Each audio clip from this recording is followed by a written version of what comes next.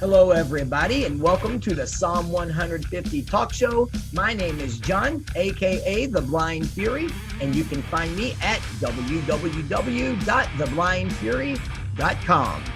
Now, if you want a chance to be on this show, all you have to do is go to my website, click on the Psalm 150 Talk Show, pick out the artist that you want to talk to, and then join us on the date and time appointed. That's all there is to it.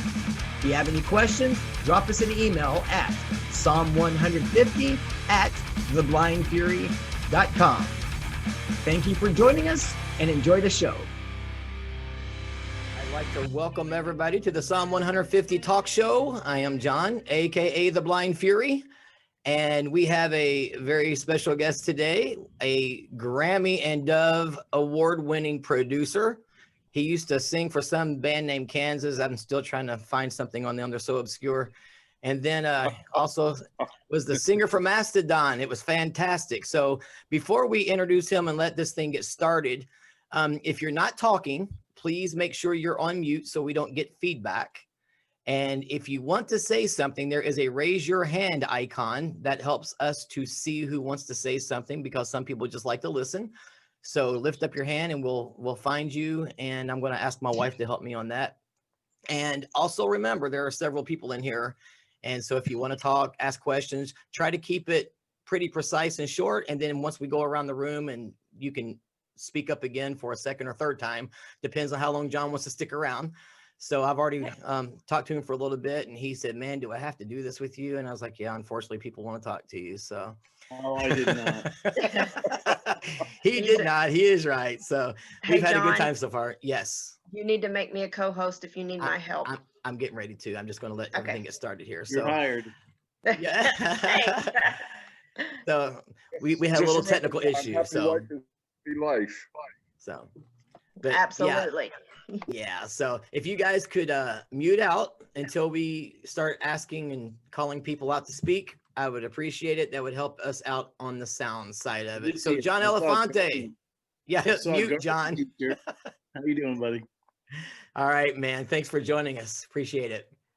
It's a pleasure to be here. I'm really bummed because my Titans, like half my Titans, my Tennessee Titans, have the COVID-19, so they're probably gone for the season. But other than that, it's a good day. Well, I'm a Kentucky fan, and we lost on a heartbreaker yesterday, so I'm kind of feeling the pain. I like Kentucky too. I like Kentucky football, basketball. Oh, we are clicking, John. So we're good to go. We don't even need to talk to anybody else tonight. You and I are clicking now. If you like Kentucky football and basketball, we're right on it. So but yeah, let's see here. I have to, John, you're going to have to unmute yourself. I'm going to have to hit this. So if you can hit unmute now, go ahead and do it, John. Unmute. Making sure we're set up. There you go. Yes, you're there. So, okay, cool. So John, catch us up to date really fast before we start letting everybody chat with you, and tell us what you're doing right now. Nothing. Sweet. This is the best interview ever. I mean, precise, and this is great, man. No, actually that's a lie. I came off the road. My last show was March 8th. I was out in California. I did about a month and a half. I was gone for about a month and a half. And then COVID started creeping in. And then we all got sequestered to our homes. And I've been in the studio producing records. I'm still in there doing the same records. So I was fortunate enough to have projects that I could do in my studio here in my home, which was a total blessing. Because the live music industry just completely shut down. Yep. I mean, I know friends that have lost all their income, and it's just terrible. I mean, I've had probably 35 shows canceled. Oh man. And it's terrible. I mean, it is what it is. I mean, I understand it, but it's not good. Yeah, they're finally starting to pick up steam and getting some of these shows back out there again. Have you done anything? I know you just got back from Illinois. How did that go? That went well. I wish that there would have been a little more social distancing and masks, but yeah. It was in where was it? It was in Utica, Illinois, I don't know if anybody knows where that's at, but they were pretty close together out in the audience. I mean, it's like, whoa, you guys better be careful. Did you But stage you know dive? what? Oh yeah, I always do. Okay, cool. I was just making That's how I sure. broke my back. That's how I broke my back 3 times. They don't catch me. They let me go down. But no, but I will say this: I felt so much like a human again. I Yep. mean, all of us. I mean, on a serious note, we all lost a sense of like normalcy. Hmm. I mean, this COVID thing is made us depressed. Anybody that says it hasn't is probably not telling the truth. It's made me depressed. It's made me just. I mean, I have faith and trust in the Lord, of course, but it's so hard to know like where's this thing going? When am I going to get out of my house? Can I take my wife? I'll be married 34 years, October 11th. Can I take Wow. my wife out to dinner? I mean, it's just all the things we normally do, are just, we have to question everywhere we go, everything we do. And it hasn't been fun and for anybody. Well, I will tell you, and this is, part of the ministry I try to do is more of an encouragement thing. And I actually almost made a video about this, but kind of going along with what you said, I'm legally blind. And what I wanted to say was, hey, everybody, welcome to my world. This is how I live. My wife is my caregiver, but sometimes she's not home either. And if I want to just jump up in a car and take off, I cannot do that. So for me, it wasn't a whole lot of change. But my wife came in here one day and she said, the thing about these masks is you see somebody and you can't even recognize who they are. And I said, well, welcome to my world again. So, Yeah, but I you're right. understand it though. You're right. I understand it though. So, Well, but yeah. It's really affected our country. It's affected Oh our yeah. economy greatly. Mm-hmm. I mean, I feel so bad for all these people that have lost their restaurants that they've been building for 30 years, and Mm-hmm. They're companies that they've been building for years and years and years. In fact, our travel agent that we used to use to book all our travel. I mean, I couldn't even get a hold of her this week because I have some gigs booked in 2021. It sounds like she's working out of her house, and I Mm-hmm. mean, how busy do you think a travel agent is nowadays? Yeah. Yeah. Yeah. You're right. It's I taken a don't think. huge hit. I think travel agents make most of their money off booking cruises. I don't think there's many being booked these days. No, no.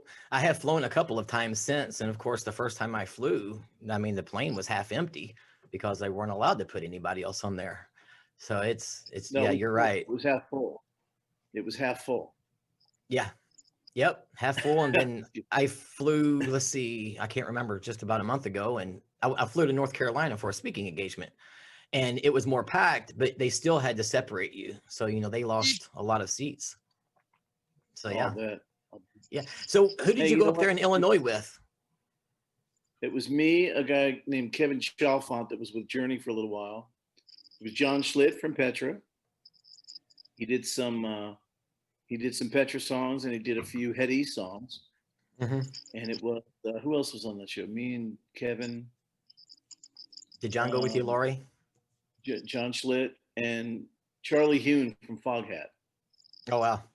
Lauren, I don't know who that Well, was, but Christians and saved. What's that?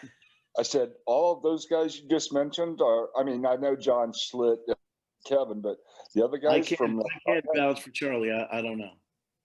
Oh, That's okay. it. All right. The buyer requested that they wanted some Foghat. So, Oh, wow.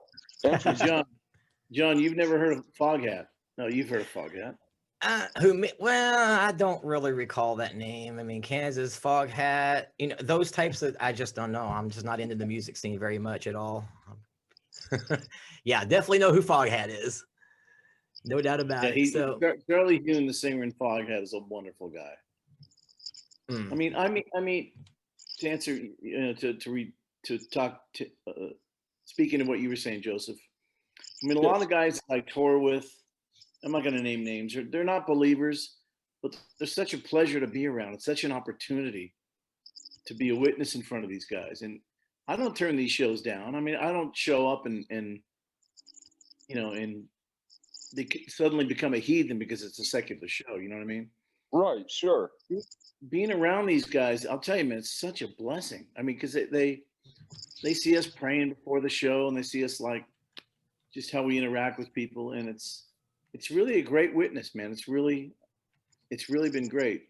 One thing that I got to say, one story. There was a band called oh gosh, here comes my my age is showing. Do you remember the band Rare Earth? Yep. Oh, definitely, yeah. Yep. Their big hit was I'm losing you, baby. No.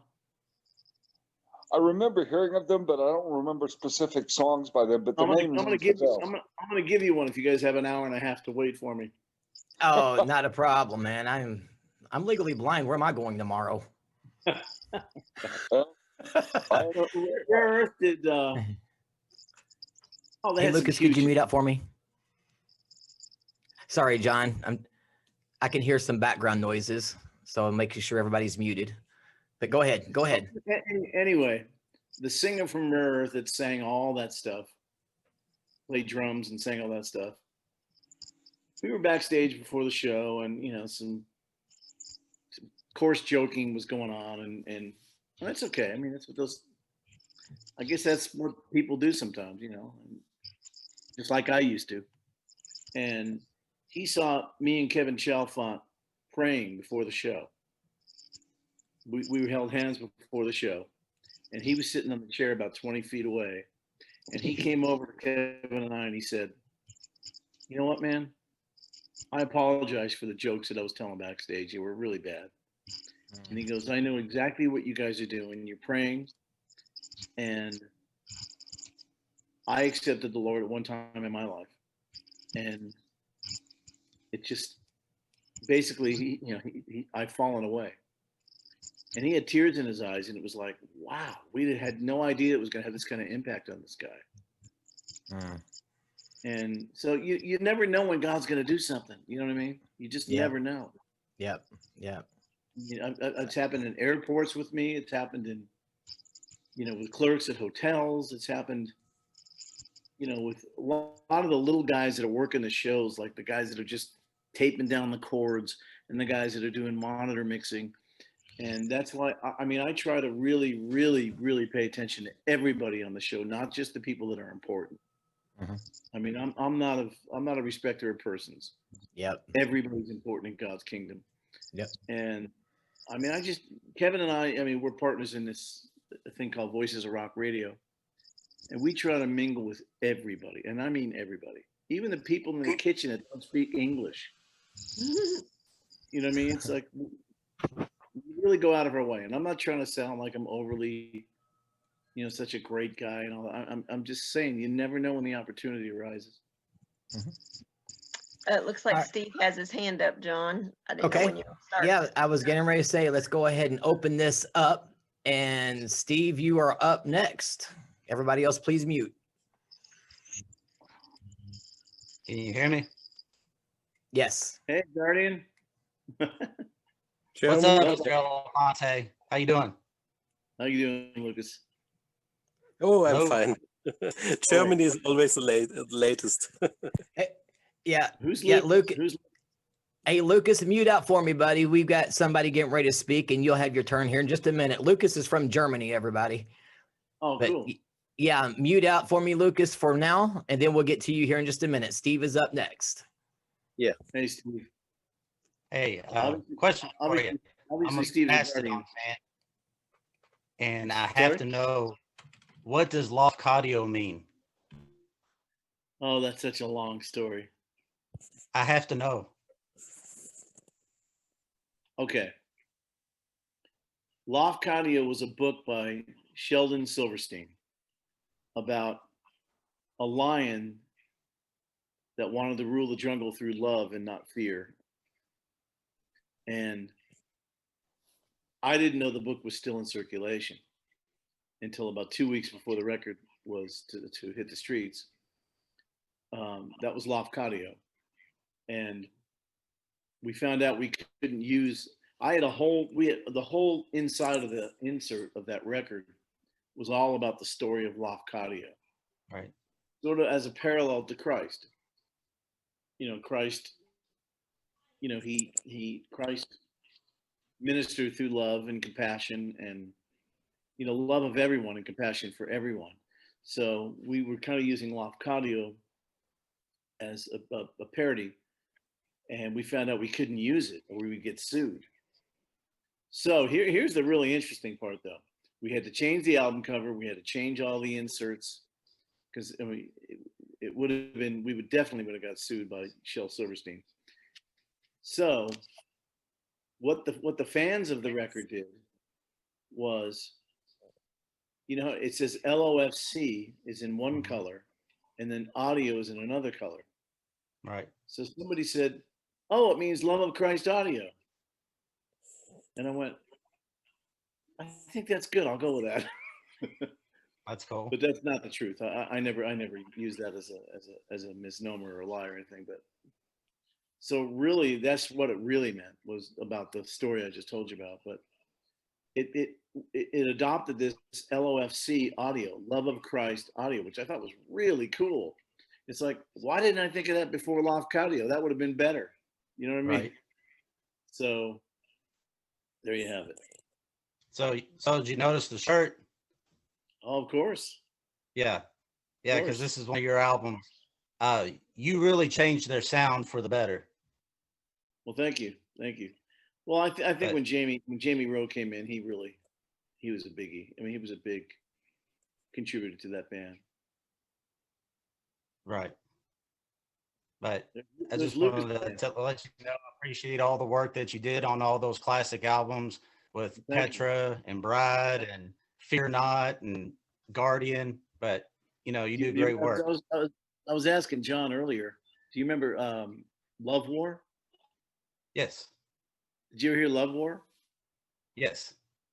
That band was incredible. Yeah. And they have a new record out that they have a new record out that we didn't have anything to do with, but it's really good. Check it out. I think it's on iTunes. Okay. Awesome. Where do you live? What part of the country? Elizabethtown, Kentucky. Oh wow, that's not too far from me. Yeah, I go to church with John Helton. Oh, cool, very cool. I do the Kentucky Derby every year except for this year. Right. I sing at I sing at the gala the night before the Kentucky Derby, which is sanctioned by the Derby. They usually have a lot of awesome. It's been Dennis DeYoung, and they've had Mark McGrath, and some pretty big. That's a lot of fun. I've gotten to know those people real well. But this year, as you know, was really messed up.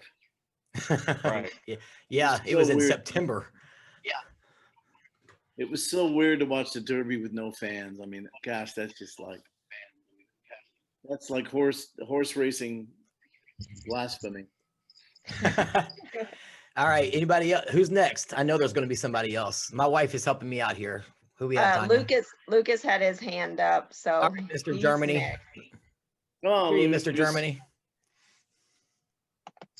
Hold on. Gotta unmute. Okay, hello from Germany. There you go. I'm so sorry to be a technical crazy.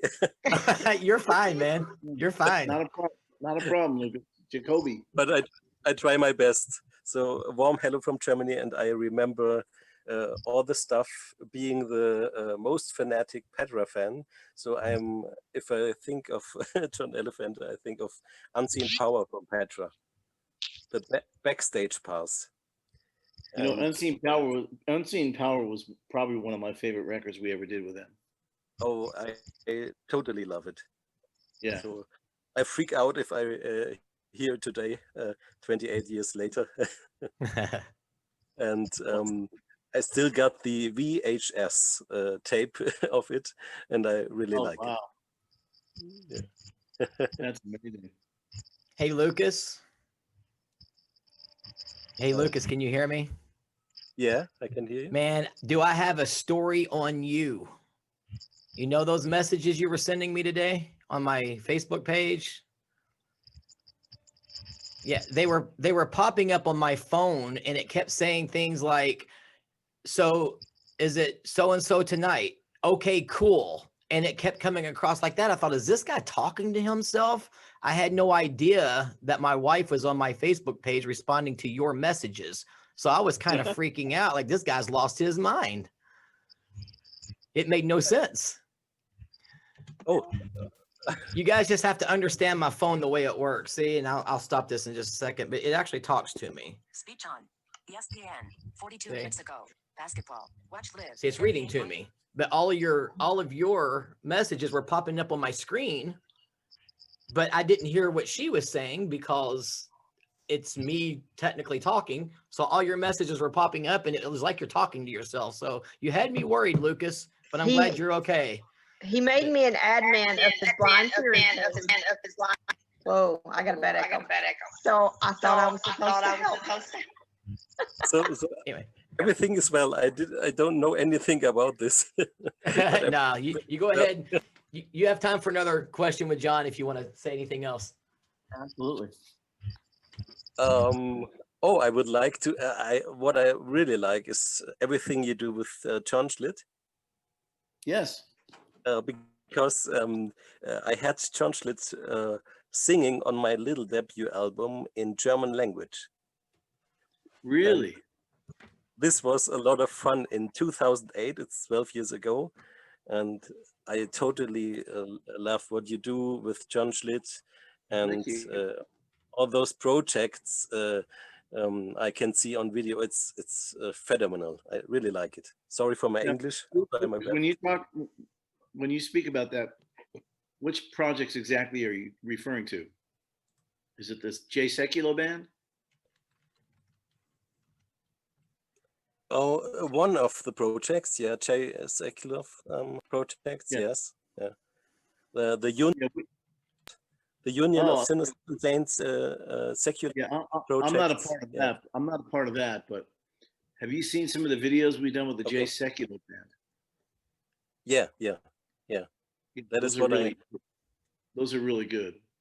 Yeah, amazing. I really like it. Yeah. But we haven't gotten together because of COVID, of course. Nobody's been together. Yeah. Okay. So when will be the next time? We don't know. It's on indefinite hold right now. Yeah, it's hard. In Tennessee, we're not. For some reason, we're not on the decline yet with the COVID. Yeah. We all have to wait. We're kind of even. We're not going up and we're not going down. We just kind of, we need to see it do this. So right now, we're not. Yeah. Got anything else, Lucas, before we? Yeah. Have you seen any of those videos with the Jay Sekulow band? I have not. I haven't seen much of anything, John. You've got to see those. Okay, I will definitely do it. Send them to me. It's not the videos. You don't have to see them. You just got to hear them. Yeah, I know. I'm going to mess with you. We talked about this. Who's next? Before I get myself in trouble, he never comes back. My question to you, John, is how'd you marry such a pretty wife if you can't see her? Well, if you really want to know, it's a story. It is quite the story. Let me just say this. Did you tap a friend and go, hey, what does she look like? Well, okay. So you guys have opened a can of worms. I won't go into all the details, but when I became a widower, I became a widower, and I said to God, I don't want to be lonely, or I don't want to be alone. So could you send her when you're ready? And I knew whoever she would be, I would know immediately. Well, I'm not going to get into all the details. It's actually hilarious.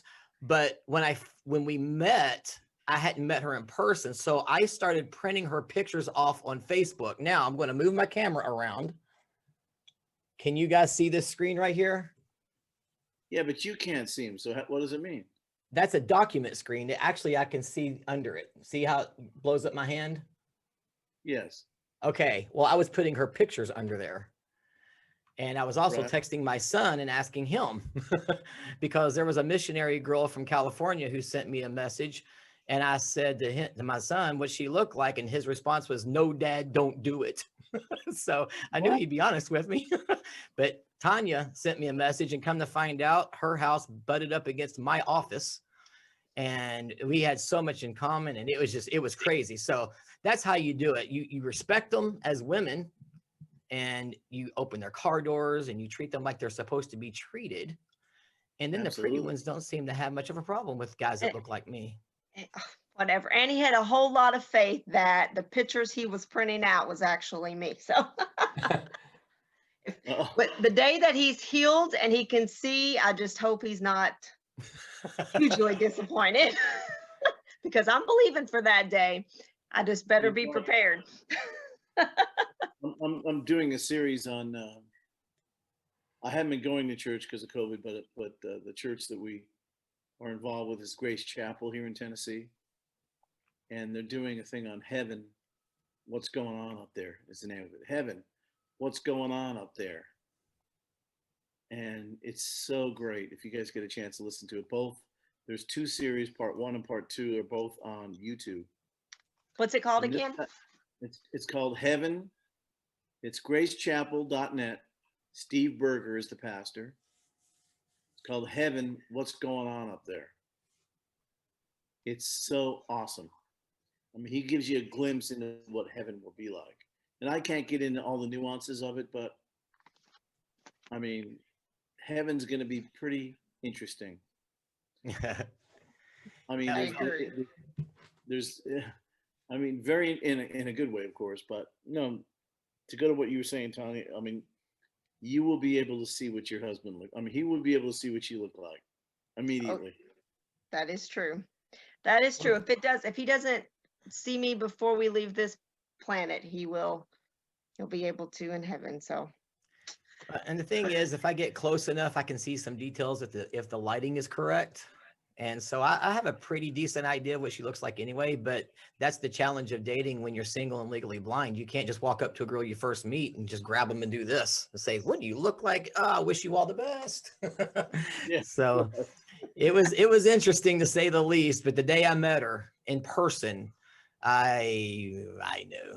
Yeah, I was sunk before then, but I was just making sure because I've also been fooled before. So you know, where you get along great on the phone, you meet, you're like, "Oh, this isn't going to work." But with her, that was completely different. I just knew.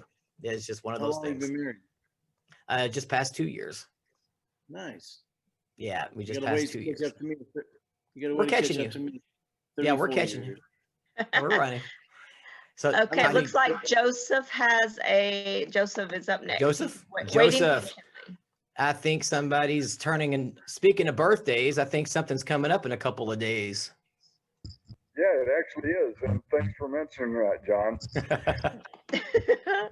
Guys, for those of you that are on here and listening, John and I spoke a little bit before the show, and he wanted me to share something with all of you because he seems to believe it's one heck of a testimony. That's John Elefante that asked this, not me, not this John. Just making it clear. Sorry about that. No, you're good. I'm just clearing. I am a disabled veteran retired from Special Forces in the U.S. Army, and I went through something that changed my life. I've pretty much become an invalid recluse due to the fact that I should never be able to walk again, and that I've got so many body parts replaced and shattered. I served from Panama to Afghanistan, and Afghanistan was my last mission. Unfortunately, I stepped on or caught part of an IED. I broke my back in 8 places, my neck in 3, shattered a shoulder and upper arm, shattered both my knees, both my ankles, had 6 broken ribs, 3 cracked ribs, and they told me that I was lucky to still be alive. Well, my testimony is this. Jesus Christ told me it wasn't my time to go yet. I still had something to do. And for so long, I was in the closet about Jesus Christ being my Lord and Savior. But I've come out now, and I'm not afraid to share him. I'm not bashful about sharing him, and I'm very open and honest about doing that.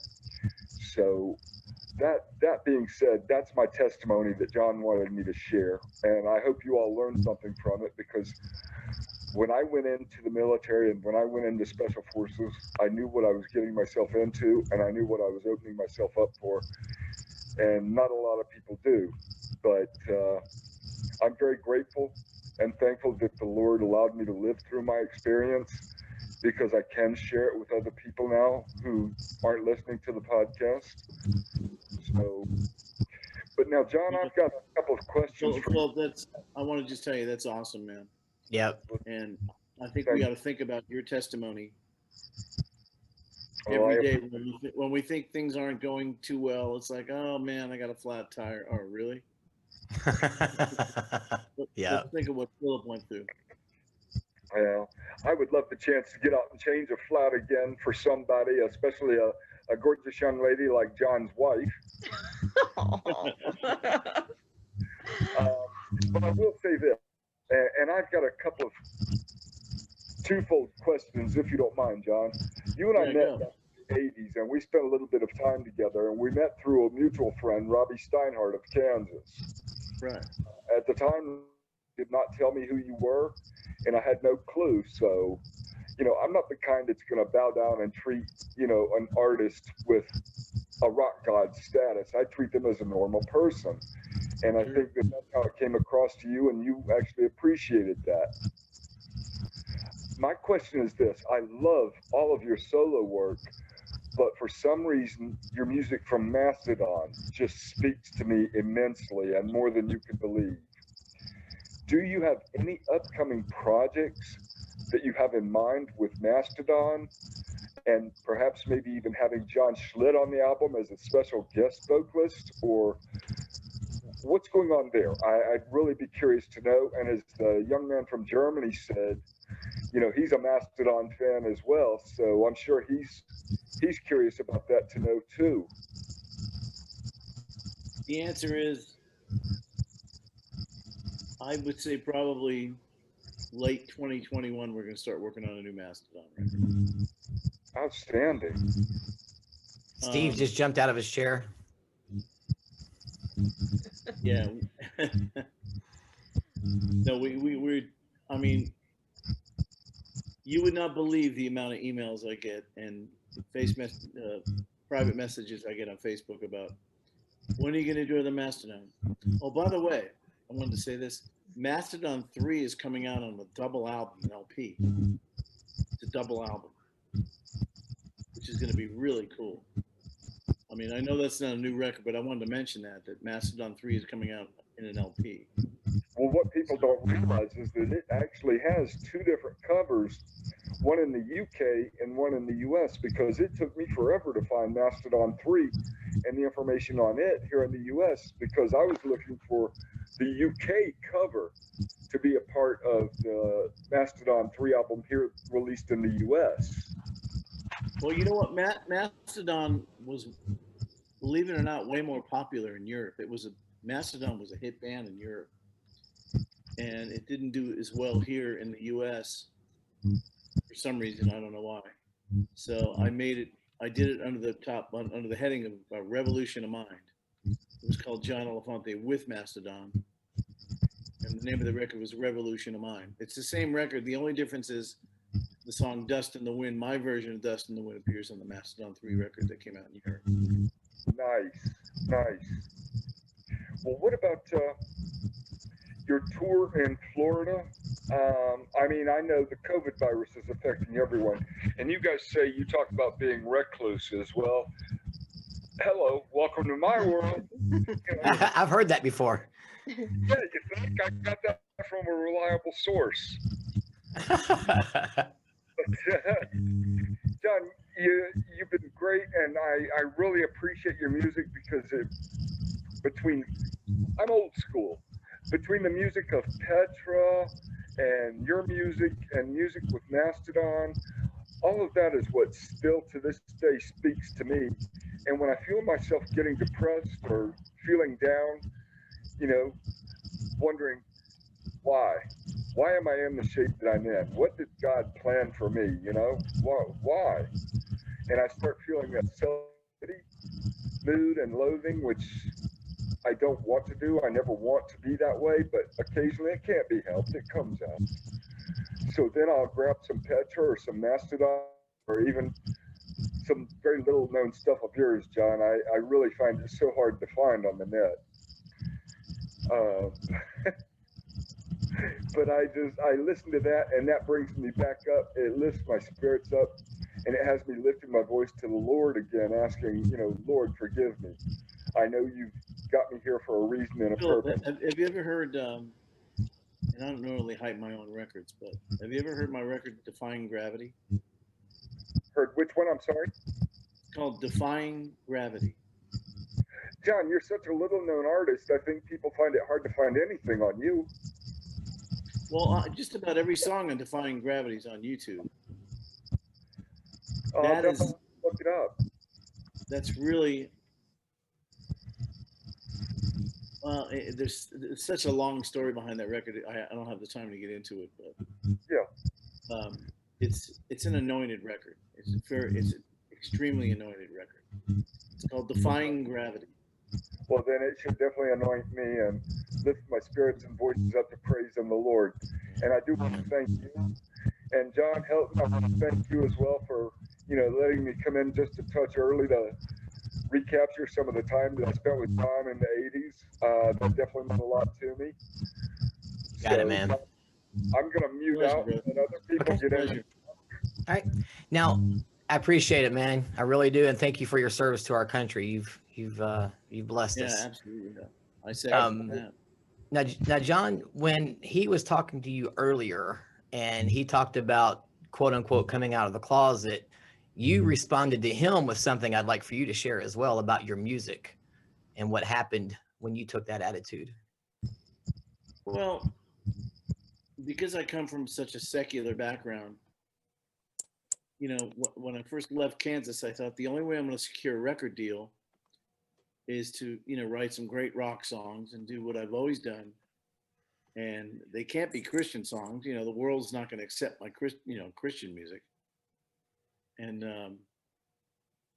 I had an epiphany. I had a serious epiphany in my life where, I called my brother one night and I just said, you know what, man, I'm tired of fighting this. I want to sing about the Lord. I want to bring people, I want to help bring people to the Lord. I want to help people renew their commitment to Jesus. And I'm not going to fight this anymore, man. I'm going to start writing music for the Lord. Not music. I said that wrong. Lyrics, because it's not music. Mm-hmm. Music inherently is not bad. There's nothing in music, even heavy metal.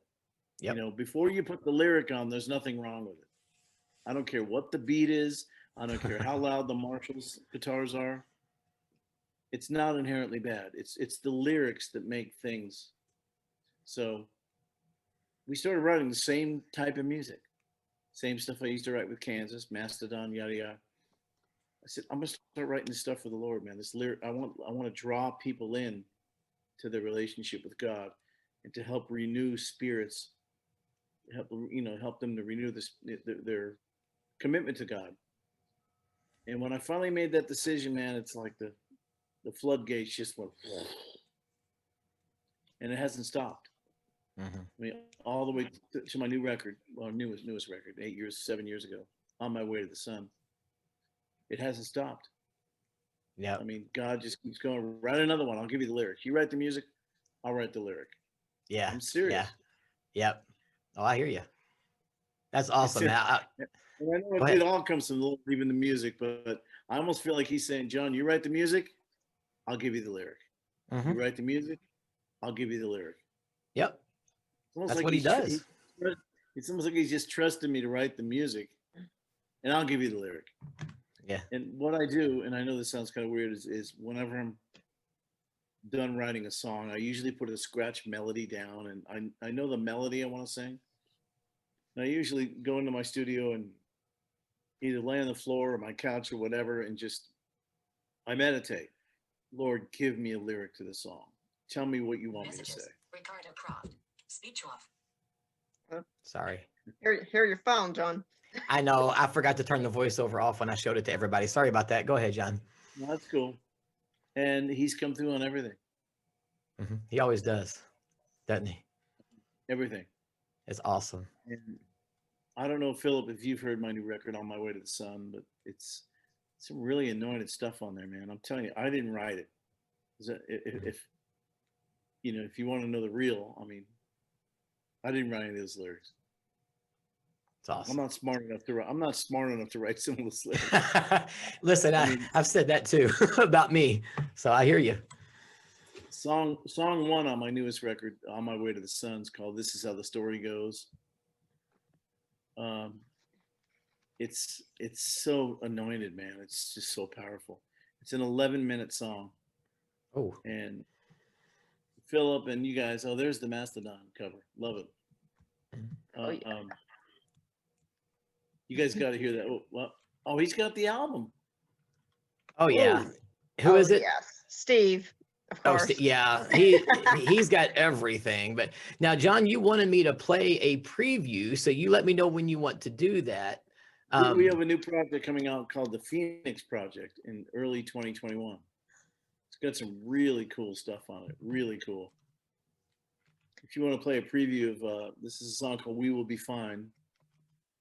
That's John, you do it however you want to. Will was wanting to ask a question. He couldn't Yeah. figure out how to raise his hand. Yeah, go ahead and let. What? And then Lucas has his hand up again. So Okay, I'll get this fire away. prepared. Okay. Will, you'll have to unmute. Yeah, there you go. All right, can you hear me? Can you hear me, John? absolutely. How buddy? John Helton, miss you, love you. What's up, buddy?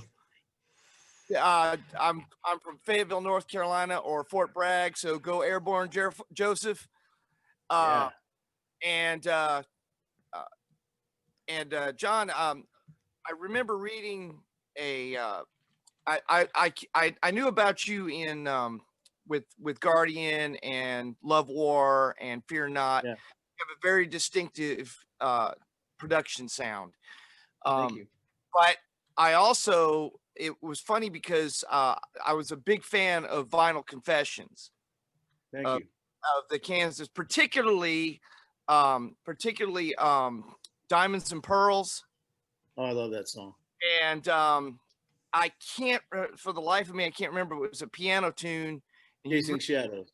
Yes, Chasing Shadows. That's what it was. Yeah. So my question to you is, and I'm going to have one question, John Helton. My question to you is, I remember reading somewhere fairly recently where you said that you actually turned down an offer to join Toto. Is that correct? Yes, it is correct. Those guys came to see us at Universal Amphitheater. We played there 4 nights in a row, and they came one night and then came back the next night. And then I got a call from Steve Lukather and when Jeff Picard was still alive, and they asked me if I wanted to join. And my answer was, I just replaced one of the greatest singers in the world, Steve Walsh. I don't want to be known as the replacement singer. I got to do something on my own. You know what I mean? And what they offered me, I don't mean monetarily, but they wanted me to just be a sideman. And I said, why would I want to do that? And this was right when I was getting this epiphany, John, as I told you earlier, that, you know, I want to really start writing lyrics for the Lord. Mm-hmm. I mean, this is not, you know, this doesn't, it was almost like a distraction. I mean, singing with Toto was a pretty big honor. And I had to turn it down. It just didn't fit into where I was going. But boy, what an honor to, you know, get the opportunity to sing with a band like Toto. Thank you, John. You're welcome. John, do you want to play that preview to that Phoenix project? I'm getting it prepared right now. So give me 1 second if you don't mind, and I'll get this done. I have to make sure my computer sound is on. So struggling a little bit, but if anybody else wants to ask John a question or say anything, or if Will wants to continue, I'm trying to get this set up. You know, the chorus in the song is a little like Toto. Check it out. Yeah. John, Helton, I just wanted to say, now I had to work last night, so I had been up for about 34 hours, and I got some sleep, and I woke up right before the meeting. So I'm dragging. That's all right, man. You're doing great. Well, I appreciate it. And thank you for, I mean, I got to tell you that Vinyl Confessions album, I knew Carrie Livgren was a Christian, but I noticed that the lyrics were extremely, especially when it got to Diamonds and Pearls. I started listening to, I'm more of a music guy, and to me, Yeah. the lyrics are always secondary. That sounds bad, but I'm just like, as long as it sounds good, it is good to me. And so the good lyrics are the great lyrics are a plus. But I was like, man, Carrie is really his influence is really carried over, and I didn't realize until after I had that album who you were, and the association between you and Mastodon and all that. So thank you. Well, you know what? You're welcome. And I want to say this before we go away is I've been singing on Carrie Livgren songs now for the last month and a half. He's doing a thing called the cantata, and he's been working on it for 30 years. And I'm playing the part of Lazarus, and I'm singing little movements. Some are 2 minutes long, some are 3 minutes long, some are 45 seconds long. But it's so unbelievably interesting. Wait till you hear this. I mean, it's incredible. Okay, you guys ready? Now, you're going to hear a little bit of a robot sound, everybody, but just hang tight and you'll hear the music, okay? The first you have started computer audio Phoenix Project 2020. Enter. Blank. Unlabeled 0 but.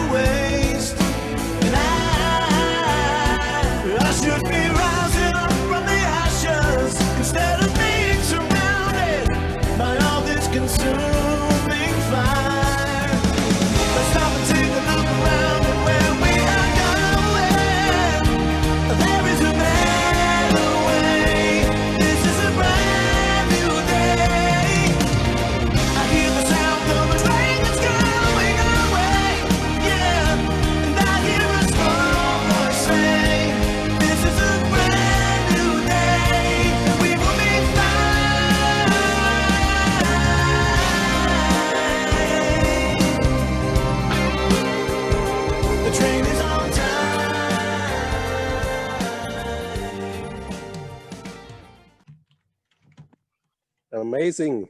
Ooh, I like that. Yeah, it's we wrote that right in the midst of the whole worst part of the whole COVID thing, and you know, by us saying this is a brand new day, because it is a brand new day. None of us have ever experienced this.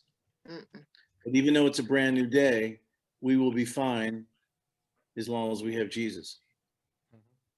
Amen. There's gonna be a lot of stuff thrown at us in the end times, guys. A lot of stuff that we don't expect, and we're already seeing it. Yeah. Right. Yep. Yeah, I it's mean, crazy. I mean, there's going to be a lot more thrown at us, and you know, I'm not going to denounce climate change. I mean, I'm not a scientist, but I mean, all these extreme weather patterns and all this stuff. I mean, it's like, it's all biblical. It's all in prophecy. Mm-hmm. I mean, it wasn't invented by a scientist. I mean,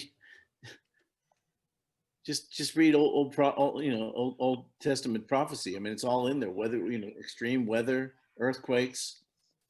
You know, I mean, it's all there. So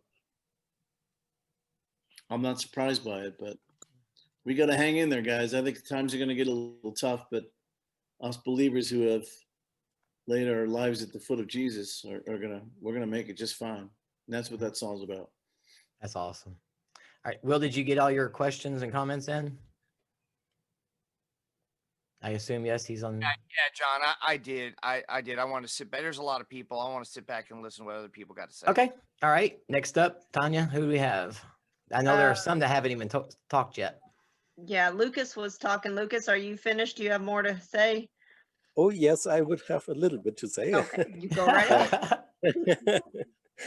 I want to say it's amazing that a singer, after such a long time, has still such a strong voice. So if I go 30 years back, I would say your voice is still the same in my perspective. Thank you. So it's really amazing because many singers lose the voice and you don't. And I attribute that first to God. And secondly, God brought somebody into my life when I was about 18 years old. I couldn't sing above an A natural. Any of you guys that play guitar or keyboards know what an A natural is. I'm out there. And I took 3 years of operatic voice training. Oh yeah. And he gave me close to 7 notes on my range. But the main thing is he not only taught me, well, when you get 7 notes, you can naturally you're going to sing better because you have bigger toolbox. But he also taught me to sing without hurting myself. And that's why as many shows as I've done in my life, I was able to go out and sing correctly. And there's a special technique that I learned. Stevie Wonder, I don't know if you know this or not, but Stevie Wonder had the same exact problem I had. Stevie Wonder started really, he couldn't sing. He lost his high range, just like I did. And Stevie Wonder took from the same guy, Seth Riggs, and he also gained his high range back. Michael Jackson took from him, amongst many others. Celine Dion. I mean, the list goes a mile long. But if it wasn't for that training that I had, I think I probably would have blown out my voice by the time I was 30.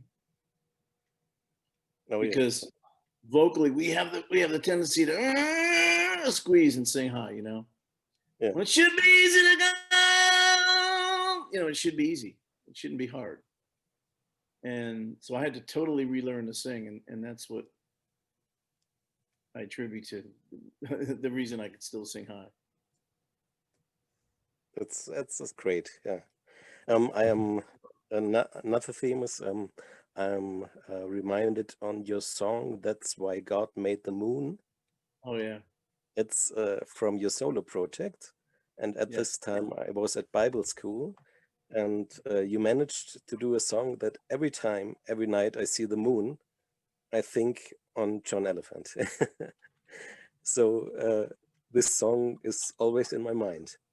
Thank you. And it's amazing to manage it, that the lyrics are able to always be in the mind. And what's weird, Lucas, is when we put that song on the record, I thought, this song's kind of schmaltzy. It's I don't know if you know what that word means. Yes, I know. Okay. I thought this sounds but I love it to be this way. It's kind of trite. It's kind of like, doesn't fit the record. And I kept fighting my brother and a couple of my closest friends. I think I want to pull the song off the record. It just doesn't fit. Oh no, man, you're crazy. I said, no, you're crazy. And finally, at the last minute, I just went, all right, go ahead, put it on. And I will tell you, the ending of that story it's probably the most popular song I've ever done. It's one of my favorite too. So no one regrets. I mean, there's been, gosh, so many people that have covered that song. I mean, a lot of famous or semi-famous artists have covered that song. And So- no, it really, I'm really glad I put it on the record because it's really blessed a lot of people. And you know what? A lot of young kids are into it. Their parents sing it to them. I've gotten emails like, you know, mommy, play the moon song, play the moon song. The You know what I moonwalk. mean? Play the moon song. And, you know, every time I see a full moon, I think of it. And hey, God used it, man. Praise God. I guess many times, if musicians don't want to put a song on the record, it will be the most effort song. Yep. Yeah. And another last question is, I like the version of Dust in the Wind that John Schlitt did with the sister of Johnny Cash. Just, I never heard that. That is, you need to hear it. It's amazing. It's just one little song and it's so amazing. He did From Dust in the Wind the with sister of Johnny Cash's Cash sister. and John Schlitt. Ooh, wait till I see John again. Yeah, I was going to say, that's interesting. And I just spent 14 hours in a bus with him 2 weeks ago. Yeah. Too bad we didn't have that information then, right? Yeah, it means money. No, it hasn't. No. There's no money in the record business No, anymore, it's so- very nice. But I will have a talk with John about that. All right, John, you're holding out on me, brother. What is it? Dust in the Wind, Johnny Cash's sister? All right, come on, come up Yeah. with it. Yeah, it's Joanne Cash on her second solo album and duet with John Schlitt on Dust in the Wind. I think I'll call him right now. Let's Go ahead. This is going to be great. It's Are you really, really gonna? great song. Are you calling So him John? really- Seriously? It's 8 o'clock. It's 8 o'clock. He's probably in bed already, but let me try. Yeah. By the way, while I don't know, are you really calling him or are you just being silly? No, I am calling him. Okay, cool. Because I have a message for him. Tell him he needs to come on the show and start responding to my text messages. But before we get John Schlitt on the phone, you guys remember next week we have Bob Hartman coming on from Petra. So got the founder of Petra on next week. So there's your preview. So we stay online. Stay online. Let's see if you can get a hold of John Schlitt. Got too many Johns in this room all of a sudden. That was John amazing. goes to bed at 7:30 when he's such an old man. You have reached the voicemail box of 615. Okay. Well, he'll call me back, I guarantee you. That'd be great if he does, because you know, I've talked to him a few times and you can kind of pull a shocker on him. He probably would be shocked if he knew you were sitting here talking to me, because he probably has no clue what I'm doing. So No, you know, be pretty. John's very amenable. He will definitely do your show, John. I promise you. Yeah. If he doesn't, I'll rough him up. You know, I'm Italian. You know. That's that's right. Take a bunch of spaghetti noodles and throw them at him. Oh yeah. Who's My John- next? Oh, go ahead. My John, he surprised me with a phone call from John Schlitt, because I grew up listening to Petra, and their Beyond Belief album got me through some really hard times as a teenager. So he said, somebody's on the phone, wants to talk to you. And I get on there and I'm like, hello. It was John Schlitt. And I was like, oh my goodness. That was pretty awesome. So Yeah, that was really good. Beyond Belief was really a great record. oh my goodness, yes, it was. Yeah. Well, John's a cool dude. He's always been nice and cordial. You see my Grammys over there? Oh yeah. You see them? Yeah, that's They're all- cool. Those are all Petra. That's very That's cool. awesome. Can you see my Grammys? I'm not saying, well, I'm not saying that. You can't see them? I'm just telling you that people like those records. Petra will always be amazing in my eyes. So Oh, he'll definitely call me back because he thinks it's probably about a show I want to hire him for. Well, John, I hid all my Grammys because I didn't want to take the spotlight away from you tonight. This is your night, so I hope Oh, you that's appreciate right. that. Hilarious. All right, we have several or a Oh, few sorry, that still have. Dave's got his hand up. Sorry, Dave, Dave. all I didn't right. see you. Dave, you are up next. All right. Hi, John. How you doing, sir? How you doing, Dave? I'm doing pretty well. I'm a Louisville fan. Yeah, I live in southern Indiana, so just right across the river from Louisville. But I was just curious how you got your start in Kansas and what made you switch to the Christian, the Christian music with Mastodon. Okay, my start with Kansas happened. Do you remember a band called Idle Cure? Oh my gosh. I don't know. Sorry, John. Yeah, Idle Cure. Yeah. Okay. The guitar player in that band heard on the radio that Steve Walsh had left the band and they were doing auditions. And he goes, "You need to do that, man. You're the guy. You're the guy." I said, "What? You're crazy." And this is how God worked it out. It just so happened that the attorney that was shopping our music to record companies, his partner was Kansas's attorney. So his name was Jay Cooper. I said, "Jay, hand this to Chuck Hurwitz, who was Kansas's attorney. And, you never know. Just give it to them and see what they think." And I forgot. I handed them the tape. I forgot all about it. I got a call about 2 weeks later from Kansas's manager. Said, "Hey, I'd like to meet you." I thought it was my brother Dino playing a joke on me. And I finally met with him. And one thing led to another. And I mean, to not make it too long of a story, within 2.5 weeks, I was in the band. Wow. My transition I was already a Christian, so there was really no transition to being a Christian. But my transition to Christian music was really led by Petra, because when we started producing Petra, I had no idea the impact that Christian music had on people until I met the guys in Petra, and I think it was after we produced their first record and they invited us to one of their shows. This is when they were still drawing 10,000 people. So we went to see them at the Rose Bowl in California. I'm thinking, these guys are playing the Rose Bowl? Christian bands are that big? Are you kidding me? So we went, no, it wasn't the Rose Bowl. It was some big arena, outdoor arena. Anyway, I went to see him, and it's like all these people like coming forward with their hands in the air and like praising the Lord. And it's like, wow, this is way different than any experience I've ever had in my life. I mean, this is way more. It had such a big effect on me that people were actually coming to the Lord. They're crying. They're just, it's hard to explain. And it started to sink in just how important, Christian music, how important that effect can have on their life. And God just worked on it and churned it in my spirit. And it just ended up coming out in my music eventually.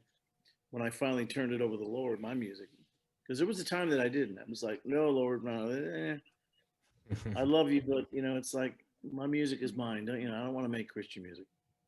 And God went, "Nope, you're going to do it for me, or you're not going to do it at all." And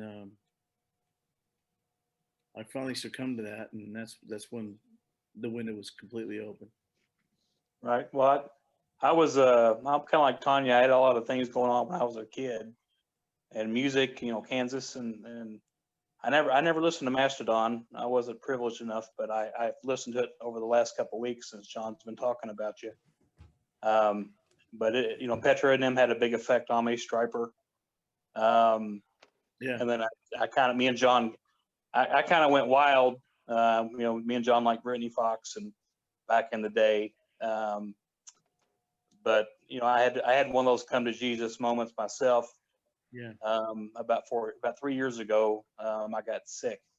So and I got my legs basically taken out from underneath me for the sickness. So I understand where you're coming from as far as wanting to do it on your own, but God kind of giving you a heavenly spanking and telling you to do something else. So yeah, boy, is that the truth. Right. Well, thank you for answering my question. God bless you, sir. Well, I hope I answered it correctly. Absolutely. I mean, there are so many more nuances I could tell. I could tell you to that story. I mean, but that was the short version, the very, very short version. Right. Well, it was a privilege getting to speak with you, sir. Thank you. I will tell you that something very interesting about Mastodon that not a lot of people know is Dave Amato, who's now the guitar player that took over for Gary Richrath and REO Speedwagon. He's been with him 30 years now. And Dave Amato sang most of that Mastodon stuff. Not a Christian, but Wow. stood in front of a microphone and sang lyrics. We got to keep Dave in prayer because he's not a believer. But he actually sat in front of that microphone and sang that most of those Christian songs that were on those Mastodon records. Wow. You think of the best way to witness to somebody? You know what I mean? Right. But at the time, he didn't quite get it. He just wanted to sing. So I mean, but I think as he gets older and he's having some physical problems, I think he's starting to get it a little more. You know, we all hit that. You guys are too young, but we all hit that place where our mortality sets in. Like, hey man, I'm in the I'm kind of in the final chapter. 10 minutes left in the fourth quarter. I was kind of like Jonah. I ran from it, and then I got swallowed up by this whale I called sickness. So, Oh wow. Steve, you No, have a question? I'm sorry, Dave. Are you finished? no, I didn't. Yeah, I'm finished. Thank you. Steve has another question. Yeah. Go ahead. Of course, it's another Mastodon question. There's a very limited amount of live footage of Mastodon out there because you guys didn't really tour like full time. We did 3 But shows. there are some clips. Yeah, there are some of the clips from, I think it was the Cornerstone 91 show. Do you have like the full show of that? Because there's only like maybe 3 or 4 songs of it. I was wondering if the full show was available. We don't. We were having problems with the camera. The camera kept cutting out on us, and we came there prepared to film the entire show. Right. What you see is all we got. Awesome. And Well, I'm glad we have that. And you know what's weird about it is as good as that show sounds, even on YouTube, that was just the mic off the camera. That was not a board mix. That's crazy. I mean, these days, we do board mixes and, we capture 64 tracks and bring them back into post audio and mix everything where it sounds great. That was all coming right off the camera. Yeah, it's really awesome when you sang the song Right Hand. And I don't know, it just got kind of dramatic. What was it like whenever like the banner dropped and it had the big Jesus banner behind the drum set? You could kind of tell the crowd was getting all like, woo, Oh, that was really cool. But I have a funny story about that. Oh yeah. And nobody knows this story. The guy that drew that originally. Yeah. The picture of Jesus with his hands out. Yeah. Well, he came over to our studio when we lived in California. And he goes, "Oh, I got it. I got the drawing. I got it all. I got it ready to go." And it was so huge that we couldn't drop it in the parking lot because there were cars. So let's go back in the alleyway behind the studio and lay it out. Right. He lays it out, and you probably can't see me good enough to where I can imitate what it looked like. But we looked at it, and my brother Dino said, "That's Buddy Hackett." Seriously. Because, I mean, it made Jesus look like. Right. And he said, "We can't do that, man. That doesn't. I mean, the face looked ridiculous. I mean, everything else was fine. The robe and everything looked cool, but Dino said, it looks like Buddy Hackett." Right. People have been like, "Who's that?" And even the guy that drew it looked at Dino and went, "All right, let me take it back to the drawing board." Even he knew. Well, I don't mean to make everybody jealous in here, but I was at that show, Cornerstone 91.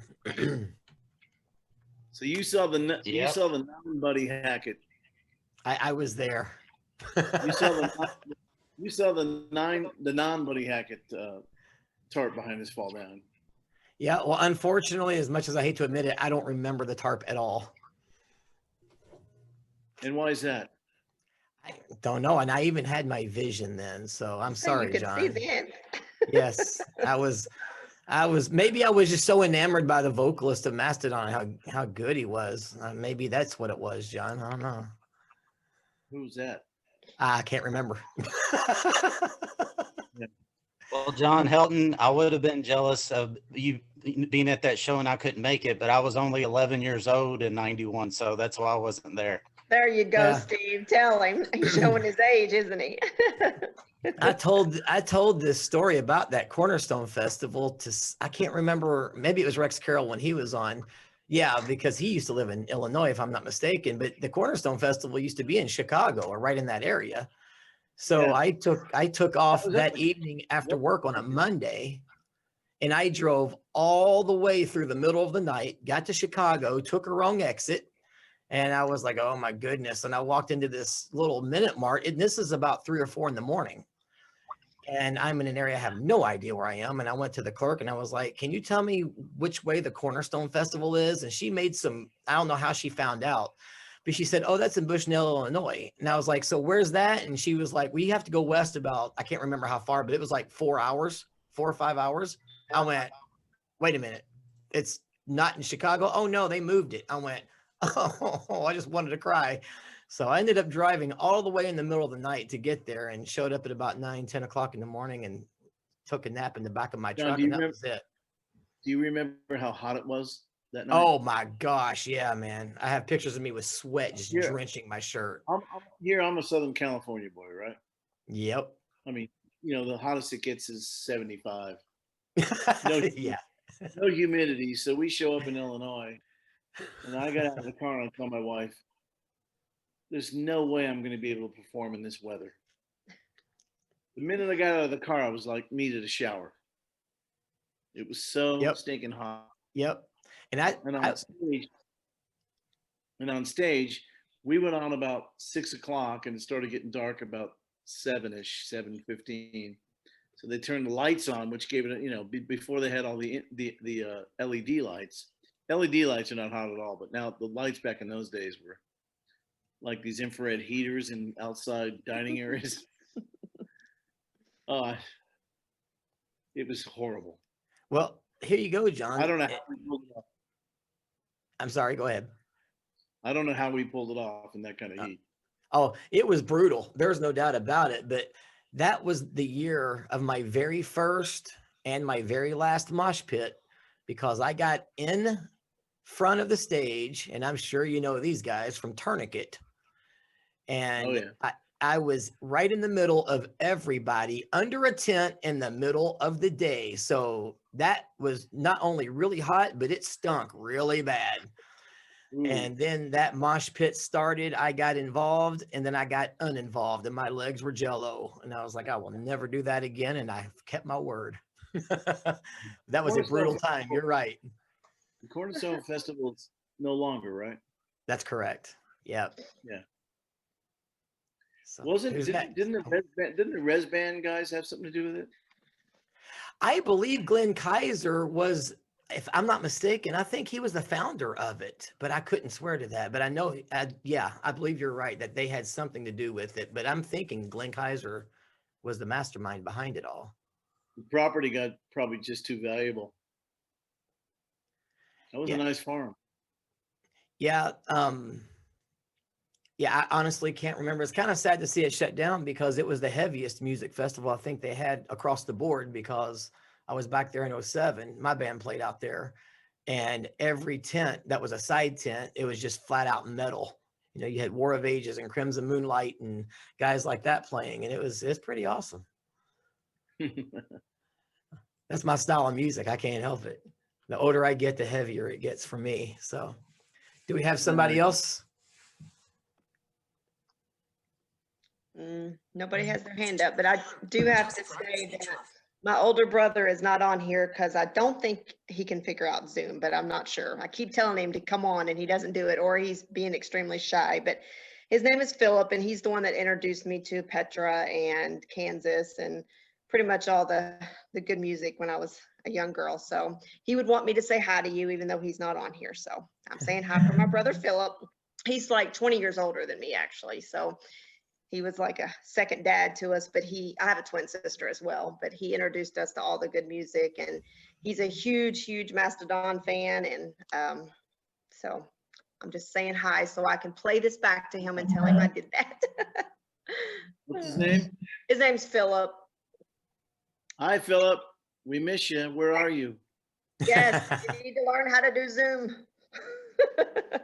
I think he's just being shy. He's an introvert, but you know, my band and I, we do this thing, house party. We get together about once a week, trying to stay in touch. It's not Zoom, it's called house party. Oh, cool. Same thing as Zoom. And yeah. we just want to stay in touch, and we pray, we pray together and just try to keep the union going. Absolutely. So I have a question I like to ask everybody that comes on here when I get a chance.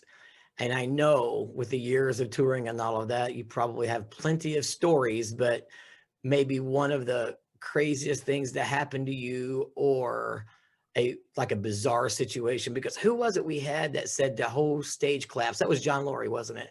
He Yes. said the stage collapsed because they all went out. He and I don't remember another member. Yeah, I went over to shake hands with people in front, and the whole place rushed and the stage collapsed and all of that. So be interesting to hear from you with the touring you've done, maybe some crazy stories. You talking to me? Yeah, you, John. You got a few hours? Absolutely. Like I said, I get to sleep in. So the craziest story, golly.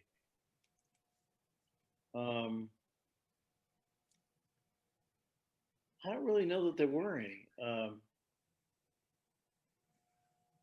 I think the thing that, and I'm not trying to be over spiritual, but I think this isn't a crazy story, but I think the most profound thing that happened, can we replace it with that?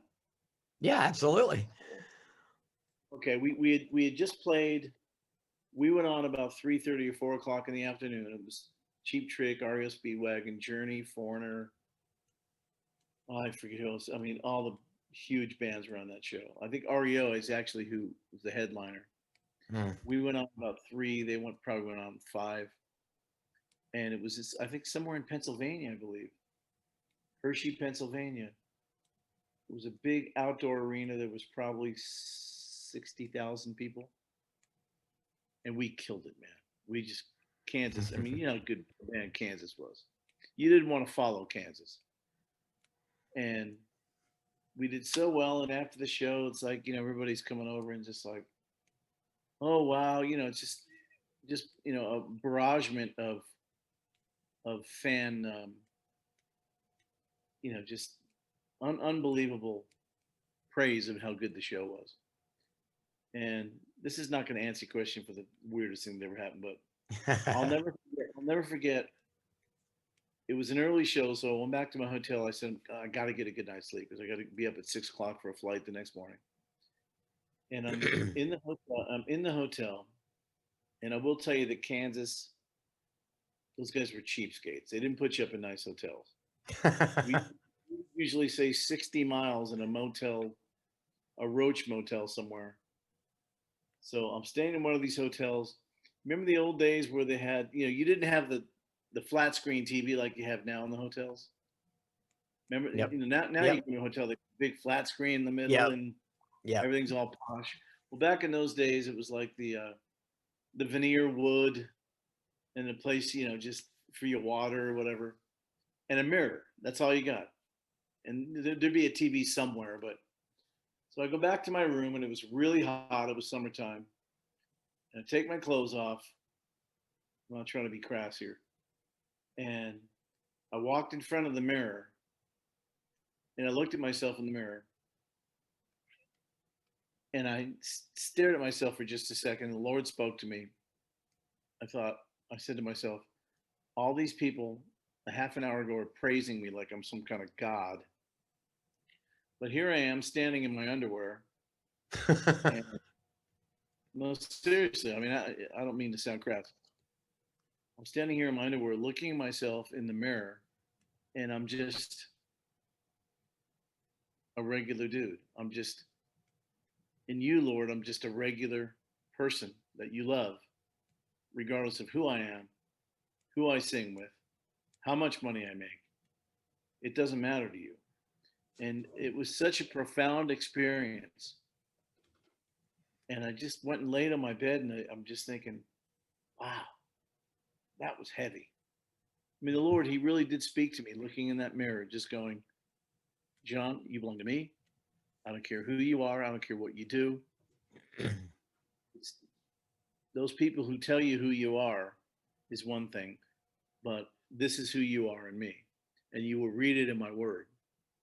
And sure enough, I did. And that was probably the most profound, heaviest thing that ever happened to me out on the road.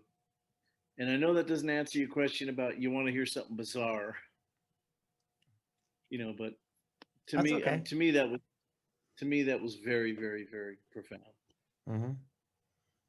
Well, I don't know how to follow that. One minute you're a superstar, then you're looking in the mirror as you're standing there in your underwear, and God's saying, "Hey, dude, what's going on, man?" Yeah. And it was one of those times in my life that I'll never forget. Do you feel like that was almost a rebuke or more of a reminder to not let the head swell? Both. Both. Both. Because I can only imagine when you play with someone as popular as Kansas and the thousands of people watching, it's probably a challenge to keep your humble and your humility with you. Well, everybody's your friend. I mean, it's like, it's the big time, Mm-hmm.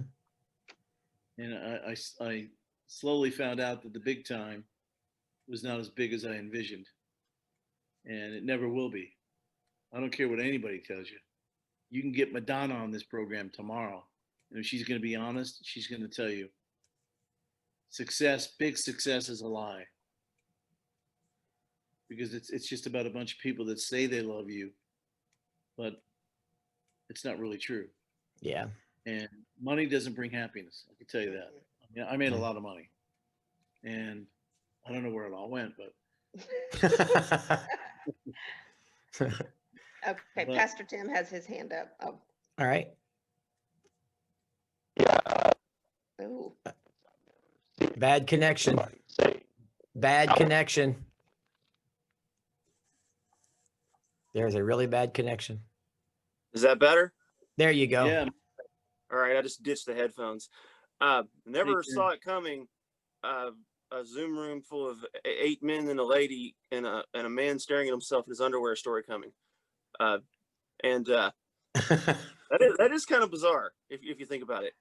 But anyhow, the first song I heard of yours, I got saved in the mid-90s, and it was "Past the Flame," and I'll never forget hearing that rasp. That's on Defying Gravity, by the way. Yeah, and I was like, wow, I didn't know they made Christian music like this, because I got saved out of a drug culture, just Nazareth and all those old 70s acid rocks, and you really kind of had that sound. So I thought that was really cool. So I was like, who is this guy? And of course, I said John Elefante at first. I'm sorry. I didn't realize that it was Italian.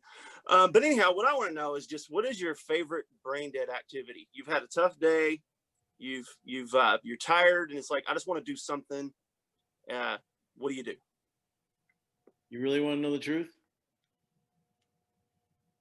As long as it's not about looking in the mirror.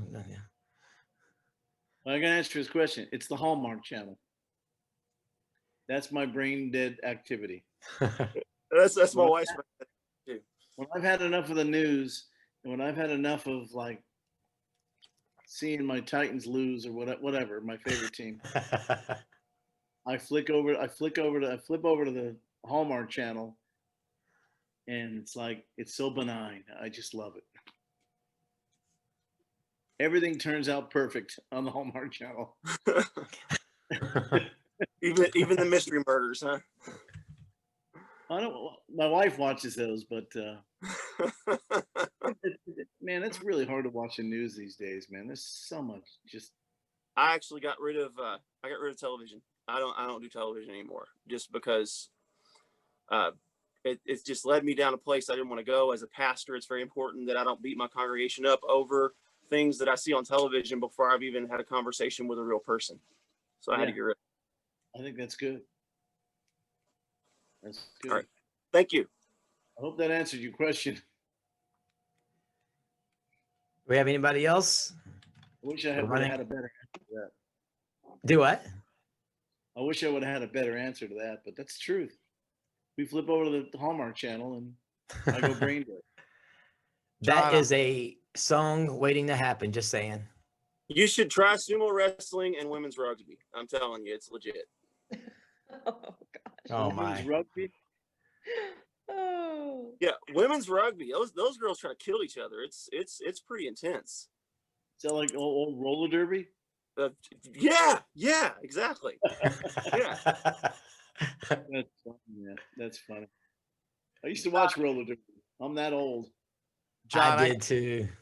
I Go ahead, Will. I got one quick question, because you mentioned not wanting to be known as a replacement singer, much like Arnel Pineda in Journey. And I'm just kind of curious because you've probably got close. You're probably one of the closer guys that got the Steve Perry range. Was there ever an offer floated to you from the Journey camp? No. And Jonathan Cain's a good friend of mine. No, actually, no. He's a believer, isn't he? He is now, yeah. Jonathan's come a long way. He used to live about, from where I live now, less than a half a mile. We go out to dinner. We talk about old times because when I grew up in Long Beach, California, we used to open for the Jonathan Cain band. We played different clubs and opened for the Jonathan Cain band. And next thing I knew, he was in a band called, he said, "Oh, I'm joining this band called the Babies." Well, what? Babies? Next thing I knew, they're all over the radio, you know. Kind of like another story that nobody would ever know, because I've never told this story. I don't think to anybody. Is I've been in music my whole life. So I started when I was 10, 11. I think my first paid show was at about 12 or 13. At 14 years old, we played at Disneyland in California, the Tomorrowland stage. It used to come up out of the ground. And we had a fan club. The name of the band was called The Brotherhood. It was me, my brother Dino, my two cousins, and then two other guys. We were really an incredible band. We used to practice 4 days a week. I mean, we had everything down from the 50s, 60s, 70s. Anyway, we had a fan club called the Friends of the Brotherhood. And the two girls that headed it up, there was probably 30 or 40 people in our fan club. And the two girls that headed up the fan club were Debbie and Vicky Peterson of the Bangles. That was our fan club. I never even knew they played instruments. Next thing I knew, years later, I'm thinking, wait a minute, the Bangles, Vicky and Debbie Peterson. Where do I know that? That was our fan club. You know, they had this huge hit with, you know, the song that Prince wrote and all this stuff, but that was a trip. I mean, so that would be one of those fun facts, John, that you were looking for? Yeah, absolutely. So did anybody in the band start walking like an Egyptian by chance? Nah. No? Okay. Just, you know, those just questions.